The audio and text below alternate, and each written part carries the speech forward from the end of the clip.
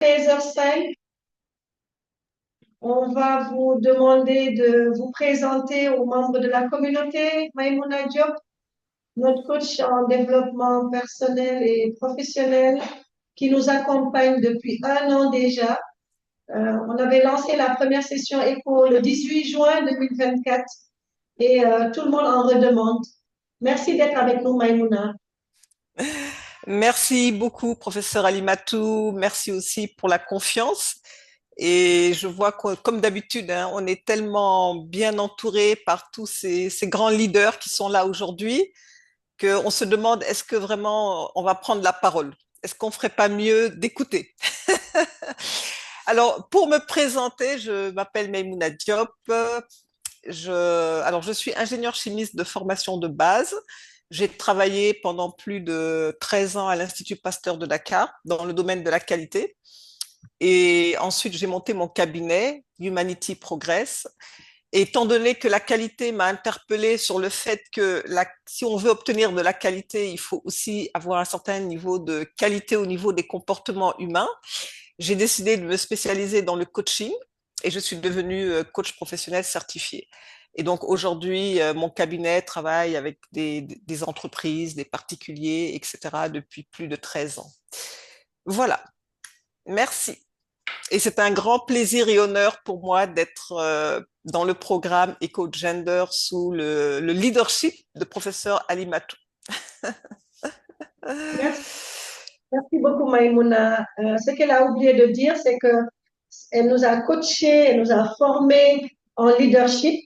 Et c'est comme ça d'ailleurs qu'on s'est connus. C'est vrai qu'elle a longtemps accompagné la division des laboratoires dans le coaching en qualité des laboratoires. Mais moi, j'ai eu la chance de la découvrir au cours d'une formation organisée par la Fondation Mérieux sur le leadership du personnel des laboratoires. Et depuis, euh, voilà, avec d'autres formations, on se disait, voilà, ce serait bien peut-être, tout le monde n'a pas la chance d'assister à des formations. Comment est-ce qu'on peut élargir ce cadre et permettre à nos collègues, où qu'ils soient, de pouvoir bénéficier de son expertise? Donc, l'idée est partie de là. Et c'est comme ça qu'on a pu mettre en place ce programme qui, en tout cas, a beaucoup de succès au Sénégal, mais également dans la sous-région africaine. Alors, nous avons la chance aujourd'hui d'accueillir le professeur Ndefa Tungom. Professeur, je ne sais pas si vous avez pu atteindre votre bureau, si vous pouvez ouvrir votre micro, votre caméra et vous présenter. Oui, bonjour, professeur Alimatou. Bonjour à mes maîtres qui sont connectés. Je suis désolée, je viens du terrain. Donc, nous avons organisé lundi, mardi et aujourd'hui des journées d'investissement pour dégager les ordures, les gravats qui se trouvaient au niveau de la voirie qui menait de la route nationale au site d'Urbel, là où les étudiants en médecine font leurs cours. Voilà, vous me voyez, je viens du terrain. Donc, j'ai même pas eu le temps donc, toute poussiéreuse et tout. Mais bon, il fallait le faire, donc, pour au moins que le cadre de vie soit agréable. Donc, je suis pas encore au bureau, mais là, je me suis garée quelque part. Donc, j'ai emprunté un petit lieu pour pouvoir faire cette présentation, partager avec vous. Donc, vous allez accepter, voilà, aujourd'hui comme je suis naturelle, comme voilà. Merci en tout cas pour l'invitation et j'espère que ça va très bien se passer, Inch'Allah. Merci, prof Alimatou. Merci beaucoup, professeur Ndefatou. C'est notre maître. Elle nous a formés, elle nous a accueillis dans le programme SIDA, je pense depuis, ou je ne vais pas dire depuis quand, parce que sinon tout le monde va se rendre compte que je suis une petite vieille, mais on a beaucoup. Et vous voyez sa spontanéité, sa simplicité. Voilà, c'est tout, professeur Ndeye. Nous sommes très heureux de l'avoir aujourd'hui avec nous pour cette session qui va parler de leadership, qui va parler de transformer des problèmes en opportunités. Il est 13h10. À ECHO, le principe, c'est qu'on commence à l'heure, on finit à l'heure. Donc, nous allons tout de suite partager, demander à Seydina, qui est notre IT, qui nous accompagne, ingénieur, donc informaticien, de partager le housekeeping. Voilà, donc aujourd'hui, je ne sais pas si vous voyez notre écran. Maïmouna, c'est visible? Oui. Voilà, donc aujourd'hui, nous avons la chance d'accueillir en invité spécial professeur Nefa Tungom. Elle est spécialiste en maladies infectieuses et en santé publique. Elle est directrice de l'UFSDD de l'Université Alioune Diop de Bombay. Elle va nous dire ce que c'est tout à l'heure et elle va nous parler de son expérience de terrain. Vous avez vu, c'est une femme de terrain. Comment est-ce qu'elle réussit à partager, transformer des problèmes en opportunités. Donc voilà, donc le canevas de cette session, donc on a déjà fait la présentation des participants. Donc on en est à l'ouverture de la session, la présentation de l'agenda. Donc nous allons d'abord donner la parole à Maïmouna Diop qui va nous faire une petite introduction sur la thématique. Puis professeur Neifa Tungom Gay va nous faire un témoignage. Voilà, quelque chose qu'elle a vécu, quelque chose, une situation où elle a eu à faire preuve de leadership. Et ensuite, nous allons tous ensemble ouvrir donc les micros et discuter, lui poser des questions, échanger. Et puis ensuite, voilà, Maïmouna reviendra pour une présentation, pour compléter sa présentation sur le thème, qui sera suivie de questions-réponses avant de conclure. Diapo. Alors, pour ceux qui sont habitués, vous savez que ce qu'on nous demande, c'est de fermer votre micro lorsque vous ne parlez pas. Mais l'idéal, c'est d'ouvrir votre vidéo tout au long de la session, de façon à ce qu'on ait l'impression d'être ensemble. Vous vous présenterez, vous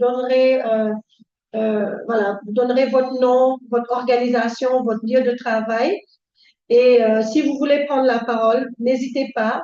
Vous avez juste à lever la main ou à utiliser les fonctions de lever de main de Zoom.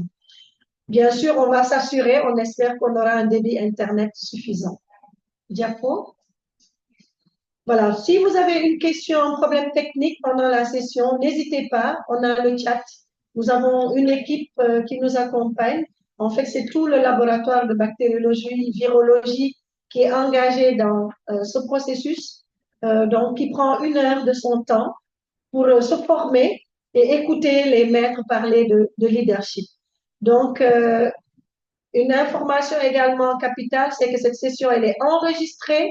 Donc, en y participant, vous acceptez d'être enregistré et nous vous remercions pour cela. Diapositive. Alors, nous avons commencé encore une série de sessions à l'issue desquelles il y aura un certificat de participation qui sera délivré par Maïmouna, mais il faudrait que vous assistiez au moins à 50% des sessions. Et c'est la raison pour laquelle on vous invite à vous connecter via la plateforme, parce que si vous utilisez que le lien Zoom, la plateforme ECHO ne vous comptabilise pas. Alors, les données qui sont collectées, ce sont des données qui peuvent être utilisées pour des présentations, mais elles sont complètement anonymisées. Vos données personnelles ne sont pas partagées. Voilà, donc juste pour vous rassurer que c'est juste pour montrer ce que nous faisons, voilà, au plan national, au plan international, mais sans partager vos données personnelles. Diapo.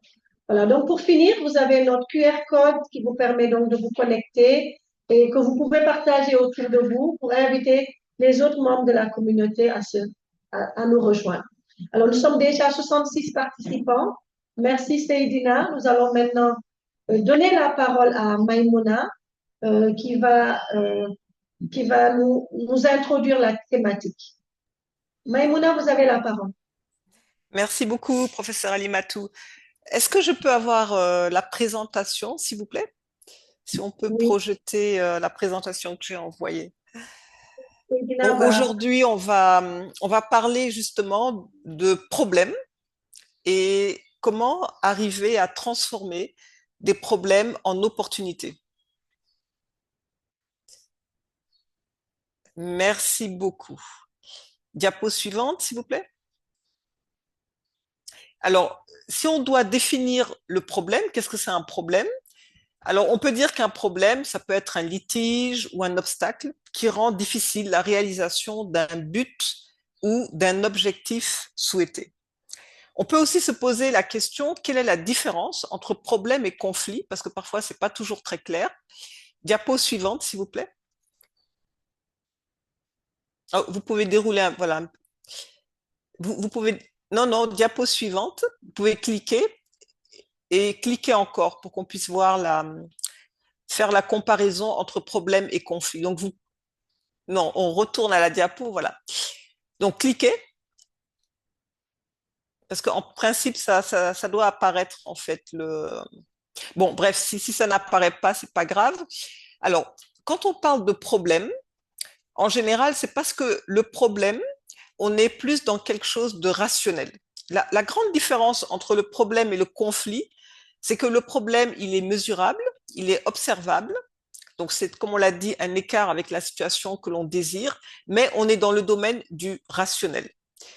Alors que dans le conflit, c'est souvent un choc, une opposition, et il va y avoir une forte charge émotionnelle.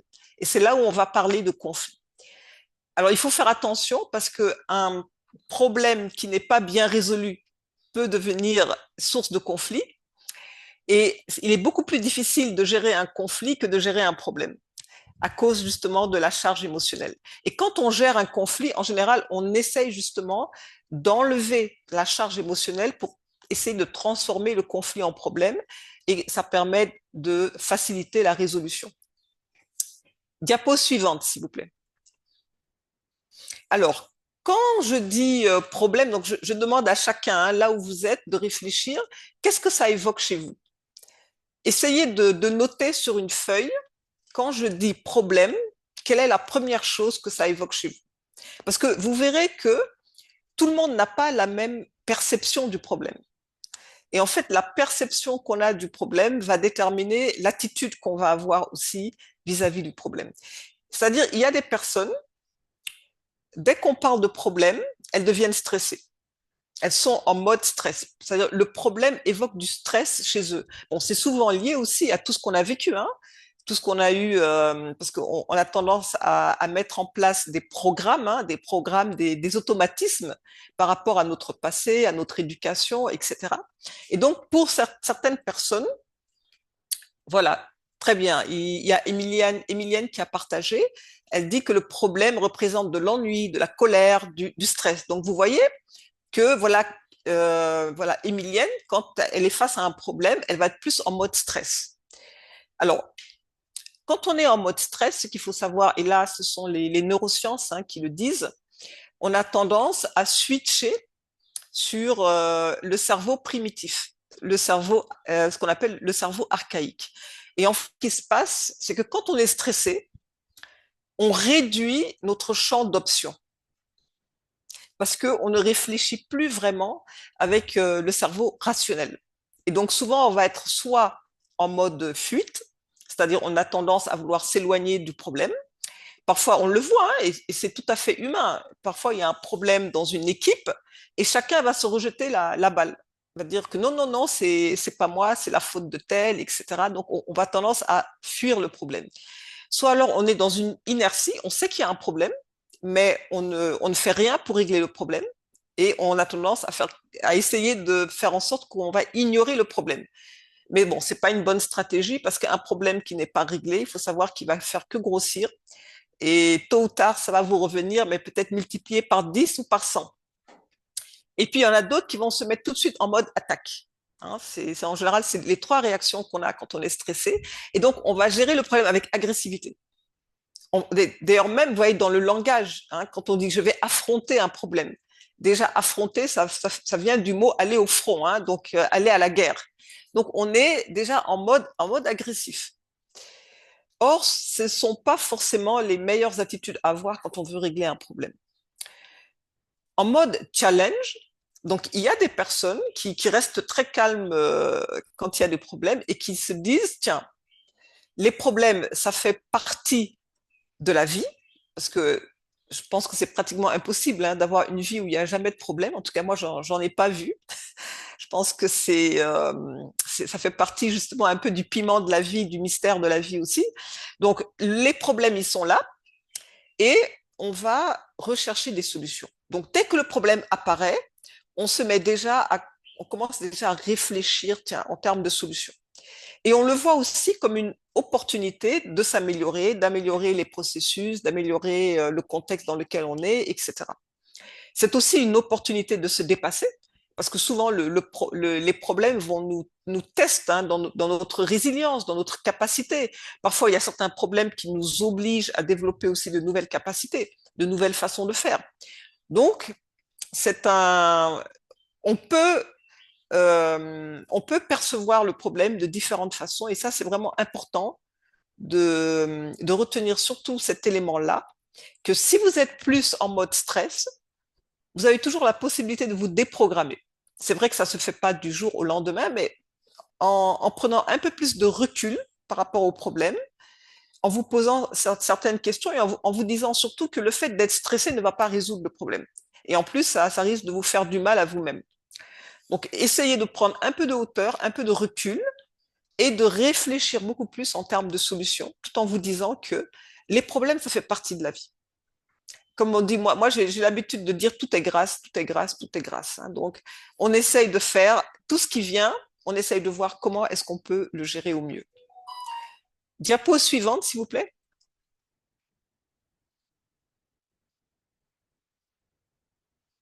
Diapo suivante, s'il vous plaît. On a perdu notre Iti. Il est là. Ça, ça vient pas? Ça s'est Ok. bloqué. Oui, je pense qu'il y a un petit souci. Euh, En attendant que ça revienne, Maïmouna, je pense que tu as soulevé beaucoup de choses intéressantes, hein. L'agressivité, moi, je me vois un peu là-dedans, mais bon, on va te laisser continuer. Bon, en fait, c'était juste pour introduire, hein, c'était une petite introduction avant qu'on arrive au cas pratique, enfin au témoignage, et aussi pour dire que je crois que c'est au Japon que j'avais vu qu'une de leurs devises, c'est euh, crise égale opportunité. Je crois que c'est une de leurs devises, hein, mais c'est vraiment pour dire, essayez d'inverser un petit peu la perception que vous avez et de vous dire que peut-être une crise est aussi peut-être une opportunité pour transformer en profondeur un certain nombre de choses. Voilà, je vais m'arrêter là pour le moment et je vais écouter avec beaucoup d'intérêt le témoignage du cas témoin.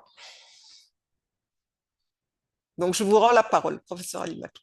Merci beaucoup, Maïmouna, pour cette très belle introduction qui campe le débat, euh, qui nous permet déjà de faire la différence entre problème et conflit. Le conflit étant quelque chose de beaucoup plus subjectif.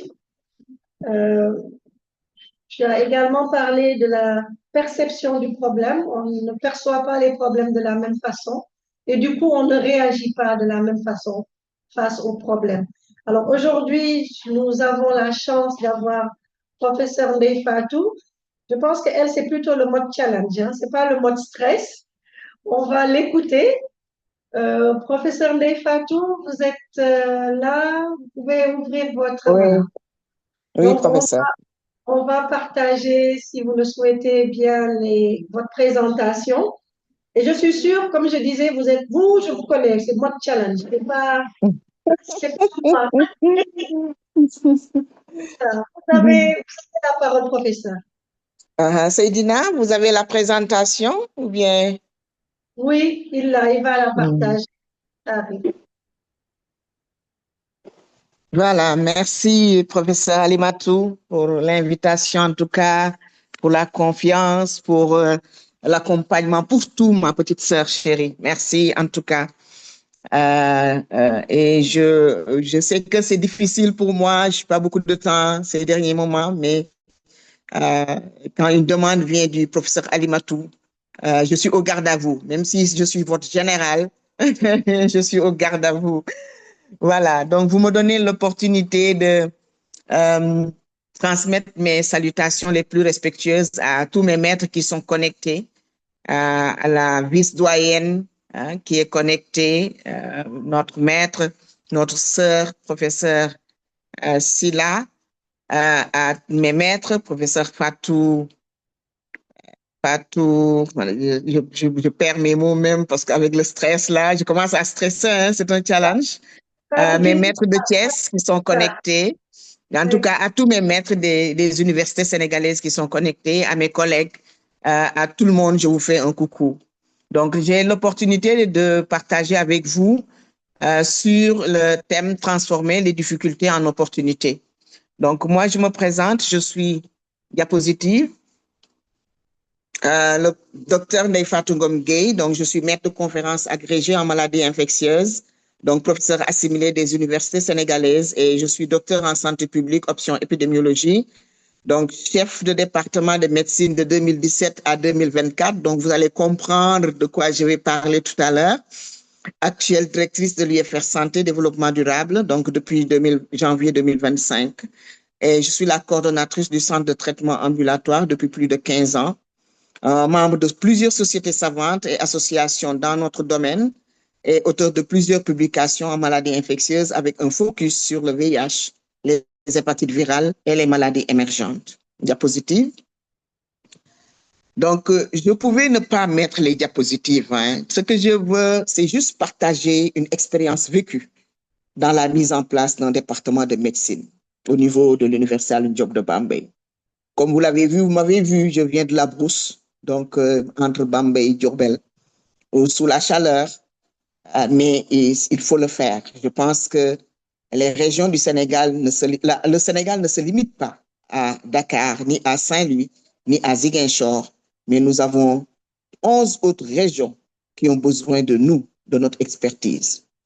Et dans un contexte de manque d'infrastructures et d'équipements, dans un contexte d'absence d'enseignants-chercheurs permanents dédiés à l'enseignement de la médecine, dans un contexte d'absence de personnel administratif, technique et de services, mais avec une confiance totale des autorités de l'Université Alioune Diop de Bambey et de mes pairs au niveau de l'UFR, il fallait faire quelque chose. Diapositive. Donc, comme il fallait élargir la carte universitaire, il fallait diversifier l'offre de formation au niveau de l'UFR SDD. On avait une seule formation, c'est la formation en santé communautaire. Et pour une montée en puissance, il fallait quand même diversifier, avoir d'autres formations donc, au niveau de l'UFR. Donc, il fallait aussi que les étudiants, les bacheliers puissent avoir quand même des réceptacles. Et pour cela, il faut que ces étudiants-là poursuivent leurs études donc, quand ils réussissent leur bac. Donc, nous étions aussi confrontés à une forte demande de la formation médicale. Mais cette zone aussi de Diourbel, Fatick, Kaolack, il n'y avait pas de formation médicale existante. Donc, il fallait aussi penser à mettre en place cette formation médicale au niveau de la région de Diourbel. Pour cela, qu'est-ce qu'il fallait? Il nous fallait les défis, allez-y, les défis remontent un peu. Donc, pour cela, il nous fallait quand même disposer de salles de classe. On ne peut pas recevoir d'étudiants sans salle de classe. Il fallait que les bacheliers soient orientés à l'Université Alioune Diop de Bambey, notamment au niveau du département de médecine. Il fallait mobiliser les maîtres des maîtres de la faculté de médecine, de pharmacie, d'odontostomatologie, mais les maîtres des autres unités de formation en santé du pays pour les enseignements et avoir des enseignements de qualité. Il fallait acquérir le minimum d'équipement pour dérouler les travaux pratiques d'anatomie, de biophysique, de physiologie. Et j'étais la seule personne, un seul père pour démarrer le département. Je me suis dit, mais tiens, ça va être compliqué. Mais rien n'est compliqué dans la vie. C'était un challenge pour moi. Il fallait le faire. Et je me suis dit, je vais me lancer avec l'accompagnement de mes maîtres, que je salue tous. Parce qu'aujourd'hui, ils nous ont permis d'avoir des résultats que nous avons appréciés tout à l'heure. Diapositive. Quelles sont les actions que nous avions entreprises en résumé? Nous avons regardé, fait un tour au niveau de l'UFR. Nous avons vu une salle qui faisait une centaine de personnes. Nous avons fait une petite réhabilitation, séparation d'une grande salle de cours de SACOM. On a repeint les locaux. On a réorganisé les PATS pour intégrer les besoins du nouveau département dans leur quotidien. Donc, ils intègrent la médecine, descendre sur le terrain et prise de contact avec les maîtres et les collègues. Je l'ai mis en capital parce que c'est extrêmement important. C'est grâce à ces personnes-là qu'aujourd'hui nous avons réussi le paquet pour disposer d'enseignants de valeur pour le déroulement des cours, des TP, des TD. Envoi de courrier officiel pour une désignation des intervenants par les maîtres, parce qu'il fallait que les maîtres nous accompagnent et donc désignent les personnes qui devraient aussi nous accompagner. Comme on dit, en médecine, c'est la hiérarchie. Signature de convention de partenariat avec la faculté de médecine et les autres UFR santé et financement des premières acquisitions sur fonds propres en achetant du matériel de TP en Chine pour que l'anatomie puisse être enseignée correctement, que les étudiants puissent voir exactement ce qu'on leur enseigne au niveau des leçons. Mobilisation de ressources auprès du rectorat pour un renforcement du matériel de TP et des tables bancs. Diapositive. Ce que nous avons eu comme résultat de façon rapide, c'est que nous avons obtenu l'adhésion des maîtres de Dakar, de Thiès, de Saint-Louis, de Ziguinchor, mais aussi les maîtres de Saint-Louis. Nous avons démarré effectivement les enseignements en 2017, en octobre 2017. Les premiers enseignements ont été pris en charge par les maîtres. Moi, je suis infectiologue, donc je n'enseigne pas en première année. Donc, il faut enseigner la physiologie, il faut enseigner l'anatomie. Donc, les maîtres ont envoyé un personnel sur place. Certains se sont déplacés. Professeur Lamine Gueye faisait cours. Professeur Mourtaraka, les cours de sémiologie. Professeur Yamso, Ahmed Yamso. La biophysique, professeur Diop. Toutes ces personnes. Madoki, professeur Koumba Touré Kane pour la biologie cellulaire, la biochimie. Professeur Diallo, tous ces maîtres se sont déplacés pour enseigner les premiers cours. Déroulement des TP anatomie, biochimie sur le site de Diourbel. L'organisation de sorties pédagogiques, les maîtres nous ont demandé d'amener les étudiants. Donc nous avons pris le bus, nous avons amené les étudiants à Dakar pour la bactériovirologie. Les étudiants à Thiès, actuellement, il n'y a pas longtemps, le professeur Diagne les a accueillis à Thiès pour les TP de bactériovirologie. Recrutement progressif, même si c'est timide, de pairs permanents. Nous ne sommes pas nombreux, mais c'est grâce à l'aide de nos maîtres et de nos collègues que nous sommes parvenus à de pareils résultats. Les étudiants devraient faire le stage. On n'avait que l'hôpital Louquet. Donc, les premières conventions, les stages ont démarré à l'hôpital Louquet. Aujourd'hui, ils sont à Louquet, ils sont à Ndamatou, ils sont à Matlaboul Fawzeni, à Khadimou Rassoul, comme ils sont aujourd'hui, nous sommes aujourd'hui à 8 cohortes. Nous avons même signé une convention avec le centre de santé pour que les stages de soins infirmiers, comme il y a un volume de travail extrêmement intéressant au niveau des centres de santé, que les soins infirmiers puissent aussi se dérouler au niveau du centre de santé de Diourbel. Diapositive. En dehors de cette adhésion, nous sommes en train de travailler avec la communauté parce que nous, enseignants, nous avons une quadruple mission. En dehors d'enseigner, il faut aussi que la communauté s'y retrouve. Mise à disposition d'enseignants-chercheurs et de PATS au niveau des hôpitaux. Chirurgiens pédiatres, anatomistes, histo-embryo, génétique, biologie cellulaire, physio, médecine interne, infectiologue, et j'en passe. Organisation de journées de consultation gratuites, dons de sang, investissement pour un cadre de vie propre. Je viens de Diourbel, où les engins sont en train d'essayer de niveler, d'enlever les ordures pour que le passage soit éclairé et que les arbres, que nous puissions planter des arbres, avoir une allée comme nous l'avons vu à Dakar, faire comme nos maîtres nous l'ont enseigné. Il faut améliorer le cadre de vie, que les gens respirent de l'oxygène pur. Et pour cela, il faut planter des arbres là où il n'y a pas d'arbres. Diapositive. Nous sommes aujourd'hui parvenus à avoir des agrégés, avoir des maîtres de conférences assimilés, avoir des enseignants qui doivent déposer le dossier pour des titularisations, mais aussi pour le grade de maître de conférence assimilé ou de maître de conférence titulaire. Nous sommes parvenus à occuper des postes de responsabilité au niveau de l'Université Alioune Diop. Aujourd'hui, je suis la directrice. Il y a 10 ans, si on m'avait dit que tu serais directrice de l'UFR Santé de Bambey, je ne l'aurais pas cru. Mais je pense que c'est avec la volonté. Et quand on est sur le terrain et qu'on travaille bien, les résultats sont palpables. Nous avons des enseignants, chercheurs, des collègues qui sont aujourd'hui des chefs de département, d'autres qui sont responsables de formation, et j'en passe. Pour les apprenants, réussite à l'internat de 3 étudiants. Nous sommes actuellement à 3 internes des hôpitaux en spécialisation en hématologie clinique, en gynécologie obstétrique et en chirurgie cardiothoracique.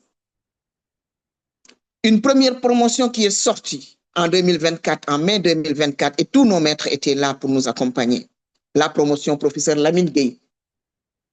La cohorte 2 qui est en cours de se préparer pour sa sortie en fin juin 2025, la promotion Ousseynou Ka, avec comme parrain professeur Fatoumata Li, professeur Diop de la biophysique, mais aussi des ambassadeurs, professeur Silla de Thiès, professeur, les directeurs des hôpitaux de la région de Diourbel sont des ambassadeurs. Professeur Konaté, toutes ces personnes sont les ambassadeurs de la cohorte 2. Et nous avons lancé récemment les activités de la cohorte 3, la promotion Ahmed Yansou, donc qui est en train de dérouler ses activités de service à la communauté, donc pour sortir en début 2026. Et nous attendons les premières soutenances de thèse en décembre 2025, Inch'Allah. Juste pour agrémenter, diapositive. Voilà, quelques images pour vous montrer le lancement.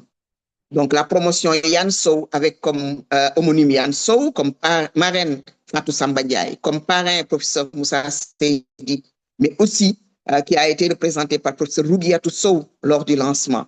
Vous voyez, donc ces belles dames, hein, donc les futures doctoresses, hein, avec les hommes qui sont là. Ça, c'était juste en fin avril, donc pour démarrer les activités de la cohorte 3. Diapositive. Juste quelques images de ce que nous sommes en train de faire depuis lundi. Voilà, donc nous sommes en tous, les images ne sont pas très claires. Vous voyez, hein, tout ce monde qui est là, avec le recteur qui nous a visités, hein, pour voir un peu sur le terrain ce que nous étions en train de faire. Il y avait des tas d'ordures, des dépôts sauvages. Nous sommes parvenus au jour d'aujourd'hui donc à dégager tout cela et à partir du 16 juin, Inch'Allah, nous allons planter des arbres tout autour pour permettre d'avoir un cadre de vie agréable, comme je l'ai dit tantôt. Diapositive. Donc, qu'est-ce qu'il faut en réalité en résumé? Parce que si je rentre dans les détails, nous allons rester ici. C'est juste l'estime de soi, la confiance, l'endurance. Je travaillais sur des plannings jusqu'à 23 heures avec notre responsable pédagogique. Parce que je n'avais pas d'enseignants-chercheurs sous la main, j'avais que mes maîtres qui m'accompagnaient. Donc, il fallait qu'ils aient du temps aussi pour m'accompagner. L'humilité, la patience, la collaboration, l'esprit d'ouverture, la relation avec les autres. C'est parce que les autres sont là. C'est pourquoi aujourd'hui, nous sommes parvenus à de pareils résultats. Accepter d'échouer et d'avancer. Dans la vie, rien n'a été décidé. Le bon Dieu peut te montrer le chemin, mais il va falloir que toi-même, que tu travailles pour y arriver. Donc, nous avons accepté, en tout cas, de surmonter des obstacles pour y arriver. La disponibilité, la légitimité, oser et essayer. Nous avons osé, nous avons essayé. Mais avec nos modestes compétences, avec l'expérience de terrain que nous avons eue depuis l'infection à VIH, mais avec l'opinion que l'on a de soi, nous sommes parvenus à ces résultats. Et pour cela, je recommande aux gens de favoriser l'innovation et la créativité. C'est au niveau des terrains vierges qu'il faut créer des choses. Là où il n'y a rien, c'est là où il faut aller et créer des choses, innover. renforcer la résilience, l'adaptabilité. On n'a pas d'eau, on n'a pas d'arbre, mais il faut essayer. Il faut essayer. La Chine s'est développée comme ça. Le Japon, tous les pays se sont développés. Pourquoi? Parce que les gens y croyaient. Renforcer le leadership. Nous avons envie, encore une fois, de suivre des leçons, des cours de leadership pour nous renforcer davantage. La dynamique d'équipe. Faire de telle sorte que les équipes soient avec nous. Optimiser l'efficacité opérationnelle. La relation avec les apprenants. Il faut être bien avec ses maîtres, mais il faut être bien avec ses élèves. Développer des partenariats et des alliances. Investir dans l'apprentissage et le développement continu. Je ne saurais terminer sans remercier tout le monde. Diapositive.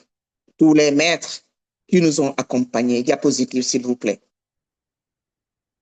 Aux maîtres des maîtres, à mes maîtres des universités sénégalaises, aux autorités de l'Université Ali Diop de Bambey, à mes collaborateurs pairs et PATS, aux apprenants de l'UFR Santé et Développement Durable, mais aussi aux directeurs des hôpitaux de la région de Diourbel et tout court à toute la population de Diourbel qui a cru à ce projet et qui nous ont accompagnés. Je vous remercie.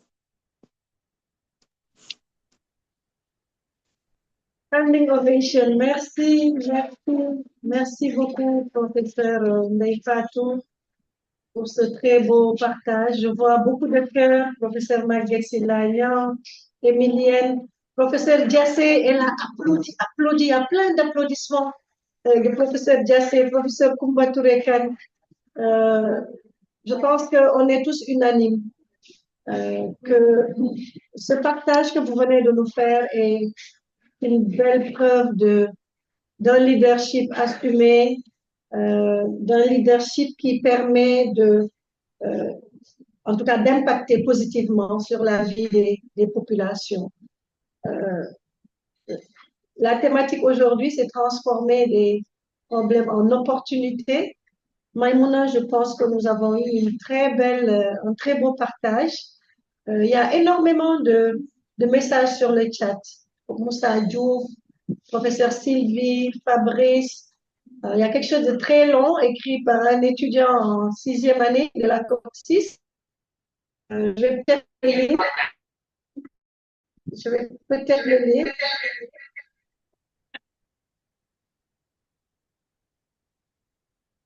Félicitations à vous, professeur, et merci de nous avoir donné l'opportunité de faire partie de votre UFR en tant qu'étudiant en médecine. C'est Mohamed Diallo qui parle. Je suis de plus en plus fière de moi